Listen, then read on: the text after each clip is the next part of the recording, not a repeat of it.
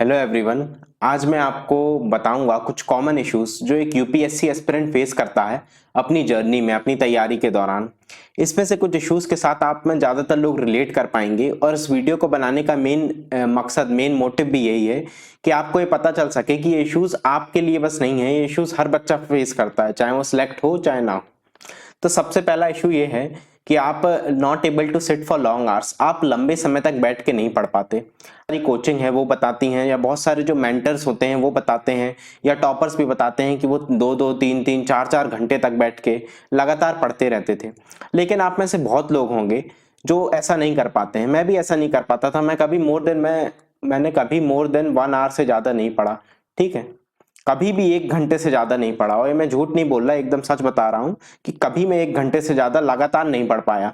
हमेशा मैं 1 घंटे पढ़ता था, 1 आवर, एंड देन मैं 15 या 20 मिनट्स का ब्रेक लेता था, एंड देन अगेन 1 आवर पढ़ता था। इस तरीके से करके मैं अराउंड 3 या 4 घंटे का अपना जितना भी ड्यूरेशन होता था वो कंप्लीट करता था। उसके बाद एक लंबा ब्रेक लेता था, एंड देन फर्दर फिर 3-4 घंटे पढ़ता था। तो आपको ये बात याद रखनी है कि जरूरी नहीं है कि आप हर कोई एक जैसा हो। जरूरी नहीं है कि कोई इंसान 3-4 घंटे लगातार पढ़ पा रहा है तो उसी बस का सिलेक्शन होगा, आपका नहीं होगा। आपको अपने स्ट्रेंथ पे खेलना है। आपको ये पता होना चाहिए कि आपके लिए आपकी स्ट्रेंथ क्या है। अगर आप 1 घंटे तक अच्छे मन लगा के पढ़ सकते हैं, then you can take a break after that, and फिर उसके बाद आप फिर से पढ़ें। दूसरी चीज है, एम आई मिसिंग समथिंग। ये भी एक बहुत इशू रहता है लोगों को। I remember when I clear the exam, उसके बाद मेरे कुछ जूनियर्स आए to take my guidance, and they were asking कि सर हम क्या पढ़ लें, है ना, क्या और एक्स्ट्रा क्या कर लें। मैं तो वो ये कह रहे थे कि उन्हें बेसिक बुक्स तो पता है, उन्हें पता है कि कौन कौन से बुक्स पढ़नी है, उन्हें पता है कि सिलेबस के टर्म्स पे नोट्स बनाने हैं, मॉक्स देने हैं, टेस्ट देने हैं, बट एक्स्ट्रा क्या कर रहे हैं, हम कुछ मिस तो नहीं कर रहे हैं कि हम दिल्ली जाके तैयारी नहीं कर रहे हैं, घर में रह के कर रहे हैं, तो हम कुछ छोड़ तो नहीं रहे हैं। ये सबसे बड़ा इशू है। और मैंने उनसे सबसे पहले यही कहा कि क्या आपने बेसिक बुक्स और जो आप बता रहे हैं कि सिलेबस के टर्म्स के नोट्स बनाने हैं, ये आपने कंप्लीट कर लिया है? उसके बाद ही तो ये सवाल उठता है कि आप कुछ मिस तो नहीं कर रहे हैं, है ना। तो आपको ये तभी सोचना है एम आई मिसिंग समथिंग जब आप पूरी बेसिक बुक्स अच्छे से पढ़ लें, उन्हें मल्टीपल टाइम्स रिवाइज कर लें। उसके बाद आप जो भी सिलेबस में टर्म्स दिए हैं उनको अच्छे से पढ़ लें, मॉक्स दे दें, आंसर राइटिंग कर लें। इतना सब करने के बाद आपको एहसास होगा कि बिल्कुल समय नहीं बचा है। इतना ही नहीं हो पाता। 1-1.5 साल तक भी आप तैयारी करेंगे तो भी इतना ही हो पाएगा, इससे ज्यादा नहीं हो पाता। तो ये सवाल उठना ही नहीं चाहिए कि am I missing something. Initially में हर किसी के कोई इशू आता है। मुझे भी लग रहा था कि यार मैं दिल्ली नहीं गया या मैंने कोचिंग नहीं की तो मैं कुछ छोड़ तो नहीं रहा, मैं कुछ मिस तो नहीं कर रहा। बट लेटर स्टेजेस में जब आपकी तैयारी हो जाएगी, जब आप बुकें पढ़ लेंगे, जब आप पेपर देंगे, तो आपको एहसास होगा कि आप कितने बड़े बेवकूफ थे जो ये बातें सोचते थे, है ना। आपने जो मेन चीजें हैं वही पूरी नहीं हो पाती और आप ये सोचते रहते थे कि और एक्स्ट्रा क्या कर लूं। तो एक्स्ट्रा कुछ नहीं करना है, जो सब बताते हैं वही करना है, बार बार करना है और अच्छे से तैयारी करनी है। तीसरी चीज आती है, नॉट स्टडीड फॉर फ्यू और मैनी डेज, है ना, मैनी भी लगा दिया मैंने। कभी कभी ऐसा होता है कि आप 10 दिन या 15 दिन या इवन 1 मंथ, 1 महीने तक आपकी पढ़ाई नहीं हो पाती। कोई भी वजह हो सकती है इसकी। हो सकता है कि आपके आपकी कोई हेल्थ की कंडीशन हो, या फैमिली को कोई इशू हो गया हो, कोई इमरजेंसी आ गई हो, या ज्यादातर केसेस में ऐसा होता है कि आपका मन नहीं लग रहा था पढ़ाई करने में, आपने बेमतलब के 1 महीना बर्बाद कर दिया। हालांकि ये करना नहीं है, मैं इसे प्रमोट नहीं कर रहा हूं, बट मैं ये बता रहा हूं कि अगर आपने एक बार ये कर दिया है कि आप सपोज 1 महीने तक आपकी कुछ पढ़ाई नहीं हुई, बिना वजह के आपने अच्छे से पढ़ाई नहीं की 1 महीने तक, तो आपको उसका रिग्रेट नहीं करना है। ये एक बहुत जरूरी चीज है कि आप 1 महीने तक आपने पढ़ाई नहीं की, तो उसके क्या सोल्यूशन है उसका, कि आप जब आपको एहसास हो गया कि अब आपको पढ़ना चाहिए तो आप पढ़ने बैठें और पुरानी बातों का रिग्रेट ना करें। कभी भी हर किसी के साथ ऐसा होता है, जो फर्स्ट रैंक आता है, जो टॉपर भी रहता है, उसके साथ भी ऐसा फेज आता है जब 10 दिन, 15 दिन, इवन फॉर 1 मंथ उसकी पढ़ाई नहीं हो पाती। तो उसका मतलब ये नहीं है कि आपका सिलेक्शन नहीं होगा या आपका कोई बहुत बड़ा घाटा हो गया है। हाँ, आपको कोशिश करनी है कि इतने बड़े गैप्स ना आए, पर अगर आए तो उस पर रिग्रेट ना करें, उसे भूल जाएं और आगे बढ़ें। इतना ज्यादा फर्क नहीं पड़ता इन सब चीजों से। फिर एक और चीज इशू जो हर कोई सोचता है, मैं भी सोचता था, कि poor academic performance in past. हालांकि मेरी एकेडमिक परफॉर्मेंस इतनी बेकार नहीं रही, मैं खुद एक डॉक्टर हूँ, गवर्नमेंट मेडिकल कॉलेज से पढ़ा हूँ, बट फिर भी मैं सोचता था कि यार इसमें तो और भी अच्छे अच्छे बच्चे दे रहे हैं, 5-6 लाख बच्चे एग्जाम दे बैठते हैं एग्जाम में, और 300 या 400, 350, 400 के रैंक, अगर रैंक आपके अंदर आएगी तभी आपका सिलेक्शन होगा। तो मैं सोचता था कि यार मेरा क्यों होगा, है ना, मुझसे बहुत अच्छे अच्छे और भी बच्चे दे रहे हैं, बहुत अच्छे मेडिकल कॉलेजेस के या बहुत अच्छे एम्स के, आईआईटीज के टॉपर, आईआईएम के और दिल्ली यूनिवर्सिटी के टॉपर, जिनकी राइटिंग स्किल्स भी बहुत अच्छी है, वो बच्चे दे रहे हैं, तो मेरा सिलेक्शन क्यों होगा।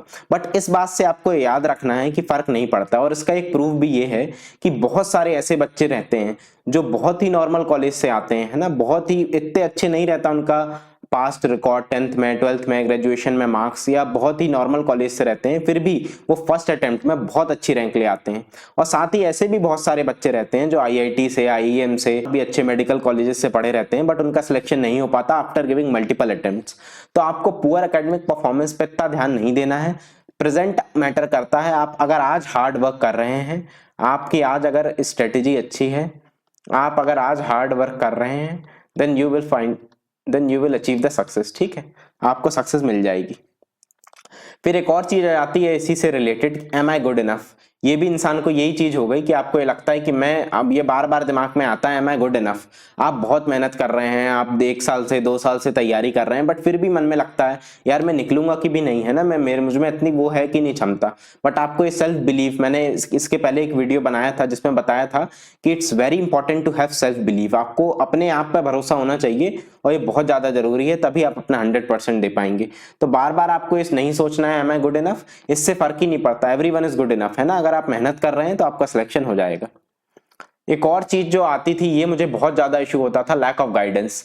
मेरे साथ का कोई, जो मेरा कॉलेज है भोपाल में मेडिकल कॉलेज, वहां से मेरा कोई सीनियर ऐसा नहीं है जो निकला हो, बिकॉज वहां कोई देता ही नहीं है ना। हो सकता है एक आध कोई गिना चुना देता है, ज्यादातर लोग देते ही नहीं, कोई नहीं देता लगभग। और ना ही मैं ऐसे किसी को जानता था जिसका सिलेक्शन हुआ है। तो एक आपको एक बहुत इशू आता है कि लैक ऑफ गाइडेंस, आपको ये पता ही नहीं होता कि क्या करना है। बट ये भी, इसे ये एक इशू तो है, बट इसे इतना बड़ा इशू नहीं बना देना है आपको। आप जाएंगे, आप बहुत सारे लोग हैं जो बिना कोचिंग के करते हैं, मैंने भी बिना कोचिंग की तैयारी की थी, ठीक है, तो भी और ज्यादा फिर ये आ जाता है इशू कि यार मैं कोचिंग भी नहीं कर रहा, मेरे कोई पहचान का भी नहीं निकला, तो मैं क्या पढ़ूं, मेरे पास गाइडेंस की कमी तो नहीं है। तो आपको ये लैक ऑफ गाइडेंस को इतना बड़ा इशू नहीं बनाना है। आजकल बहुत ही ज्यादा इंफॉर्मेशन, एक्सेस में इंफॉर्मेशन अवेलेबल है, इंटरनेट में बहुत सारे टॉपर्स हैं, बहुत सारे टीचर्स हैं जो अब यूट्यूब में वीडियोस बनाने लगे हैं, आप उनको देख के समझ सकते हैं। और डेफिनेट सी बात है, अगर गाइडेंस हो तो फायदा होता है। अगर आपको कोई सीनियर हो जो आपकी कोई पहचान का हो जो निकला है, तो डेफिनेट सी बात है वो आपको बता पाएगा ज्यादा अच्छे से। बट अगर नहीं भी है तो भी आपको इतना टेंशन नहीं लेना है। आप, बहुत सारे टॉपर्स भी हैं, जैसे मैं हूं, और भी बहुत सारे लोग हैं जो अपनी जर्नी, अपना एक्सपीरियंस शेयर करते हैं और बताते हैं कि उन्होंने कैसे तैयारी की। एक और चीज आ जाती है लैक ऑफ फोकस, या फिर मन नहीं लग रहा। ये तो सबसे ही बड़ा इशू होता है हर चीज में, है ना, मन नहीं लग रहा, आपका मन नहीं लग रहा पढ़ाई में। तो अब ये आपको सोचना होगा, इसमें कुछ चीजें होती हैं जो हर कोई बताता है। एक तो आपका वाई क्लियर होना चाहिए कि आप क्यों कर रहे हैं सिविल सर्विस की तैयारी। बहुत सारे लोग ऐसे रहते हैं जो बहुत मेहनत करते हैं, फिर सोचते हैं यार मैं इतनी मेहनत यहाँ कर रहा हूँ, उससे अच्छा कहीं और कर लेता तो मैं उसमें सक्सेस हो जाता, कुछ बिजनेस कुछ भी कर लेता। मन में बहुत सारे ख्याल आते रहते हैं जर्नी के दौरान। तो आपको इन सब फालतू की बातों में ध्यान नहीं देना है। आपको ये भरोसा होना चाहिए कि आप जो चीज आप क्यों कर रहे हैं, आपको ये भरोसा होना चाहिए कि आप जो चीज कर रहे हैं वो बहुत अच्छा है आपको, है ना। अब जो आप कर रहे हैं उसमें तो डाउट मत लाइए कि यार ये मैं बेकार चीज तो नहीं कर रहा, इसके करने के बाद ये होगा वो होगा, बहुत सारी बातें करते रहते हैं लोग। आपको इन सब चीजों में ध्यान नहीं देना है और अपना मन लगा के रखना है, ठीक है। फिर एक और आती है अनेबल टू रिकॉल। तो इसका तो सबको पता है, बहुत सिंपल सा तरीका है, रिवीजन। हर किसी को लगता है कि यार मैं पढ़ रहा हूं पर मैं भूल रहा हूं, और ये लगता है कि यार दूसरे को कैसे याद रह जाता है, जो जिसकी रैंक आ रही है, जिसके सिलेक्शन हो रहा है, उसे कैसे हर चीजें याद रहती हैं, इतना बड़ा है सिलेबस। बट ऐसा नहीं है, हर कोई भूलता है, मैं भी भूलता था, हर इंसान भूलता है चीजें। हर इंसान बार बार पढ़ता है तभी उसे चीजें याद रहती हैं, है ना। Revision is the key to success. चाहे प्रीलिम्स हो चाहे मेंस हो, आप अगर रिवाइज नहीं करेंगे तो आपका सिलेक्शन नहीं होगा। इस साल मेरा सिलेक्शन नहीं हुआ मेंस में, उस साल मेरी रैंक आई थी, इस साल नहीं हुआ। उसकी मेन वजह यही थी कि मैं बहुत ज्यादा कंप्लेसेंट हो गया, मैंने मेहनत नहीं की, चीजें रिवाइज नहीं की, और मुझे लगा कि ऑलरेडी मेरा हो चुका है, अब तो फिर से हो जाएगा। तो आपको ऐसा नहीं करना है, ठीक है। आपको रिविजन करते रहना है और मेहनत करनी है। एक और चीज आती है पुअर मार्क्स इन मॉक्स। ये हर किसी के साथ होता है। जब आप स्टार्टिंग में मॉक्स देंगे चाहे वो प्री का हो चाहे वो मेंस का हो, तो आपके कम मार्क्स आएंगे। मेरे भी अराउंड 60-70 मार्क्स आते थे, 60-70-80। तो आपको लगता है यार कट ऑफ तो ज्यादा जाता है, मेरा सिलेक्शन नहीं होगा। बट आपको उससे डिमोटिवेट नहीं होना है। आपको धीरे धीरे देखना है कि आपको जो बनता है, जो आपने पढ़ा है, आपकी बेसिक बुक्स हैं, जो भी सोर्स आपने करंट अफेयर का पढ़ा है, वहां से जो सवाल आ रहा है वो तो गलत नहीं हो रहा ना आपका। आपको बस इस चीज में ध्यान देना है। आप उतना भी सही कर देंगे तो आपके जो मार्क्स हैं ये धीरे धीरे इंप्रूव होने लगेंगे। और इन मार्क्स से इतना ज्यादा फर्क नहीं पड़ता। इनका मतलब यही है कि आपको बताना कि आपकी अभी तैयारी कहाँ है। ठीक है, अगर आप मेहनत करेंगे तो डेफिनेट सी बात है आपके मार्क्स धीरे धीरे इंप्रूव होंगे। फिर एक और चीज जो मन में आती है, व्हाट इफ आई फेल, है ना। आप अगर फेल हो गए तो क्या होगा। अब ये बहुत सारे लोग ऐसे होते हैं जिनका मैंने बताया एजुकेशनल बैकग्राउंड इतना अच्छा नहीं होता, एकेडमिक बैकग्राउंड, है ना। उनको अगर वो इसमें फेल हो गए तो उनको फिर जॉब में दिक्कत आ सकती है, उनको ये टेंशन रहती है। और जिनका अच्छा रहता है बैकग्राउंड, जैसे जो कोई आईआईटी का है, जैसे मैंने मेडिकल किया था, तो हम लोगों को ये दिक्कत रहती है कि यार जो साथ वाला है वो बहुत आगे निकल गया, साथ वाले की पीजी पूरी हो गई, अभी मैं इसी की तैयारी कर रहा हूँ। तो इन सब चीजों में आपको नहीं पढ़ना है। व्हाट इफ आई फेल, ये कहना आसान है, करना बहुत कठिन है। मन में आता ही रहता है कि यार नहीं हुआ तो क्या होगा। तो आपको ये बात याद रखनी है कि बहुत सारे ऐसे बच्चे हैं जिनका इसमें सिलेक्शन नहीं होता, फिर भी वो बहुत अच्छा करते हैं अपनी लाइफ में, उनको कोई दिक्कत नहीं आती, आपको भी नहीं आएगी। आप जिस समय हार रहे होते हैं उस मोमेंट में आपको लगता है कि यार कुछ बहुत बड़ा है, जैसे अभी आप तैयारी कर रहे हैं तो आपको लग रहा है कि यार बहुत बड़ी चीज है, नहीं हुआ तो सब बर्बाद, सब खत्म हो जाएगा। बट ऐसा कब नहीं होता।